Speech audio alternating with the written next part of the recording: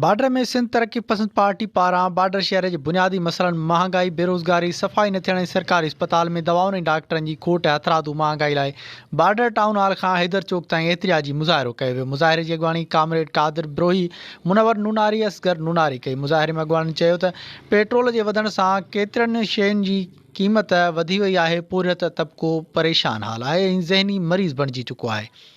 हिन चयो त असां वज़ीर आज़म इमरान ख़ान ऐं चीफ जस्टिस ऐं ॿियनि वसवारनि खे अपील था कयूं त बॉर्डर शहर अंदरि सरकारी अस्पताल में दवाउनि ऐं अमले जी शदीद खोट आहे खे पूरो कयो वञे। एहतिजाजी मुज़ाहिरे में शहर जे मुख़्तलिफ़ सियासी समाजी पोरियत तंज़ीमुनि जे अॻवाननि शहरियुनि वॾी अंग में शिरकत कई। बॉर्डर शहर जे ॿरंदड़ मामलनि जे हल लाइ नारेबाज़ी कई वई। उन मौक़े ते एहतिजाज जे अॻवाननि चयो त बॉर्डर में सफ़ाई सुथराई नथी थिए, शहर गंदगीअ जो ढेर बणिजी चुको आहे। टाउन कमेटी जा मुलाज़िम घर वेठे पघारूं खणी रहिया आहिनि। हिन चयो त असांखे DC खां रेट लिस्ट रोज़मर्रा ते लॻायूं वञनि जीअं बॉर्डर शहर में महांगाई जो आज़ार ख़तमु थिए त जीअं शहरी सुख जो साह खणी सघनि ऐं शहरनि मां बेचैनी ख़तमु कई वञे। ॿी सूरत में एहतिजाज जारी। वधीक ख़बरुनि ऐं अपडेट्स लाइ ॾिसंदा रहो सिंध न्यूज़ वेब TV।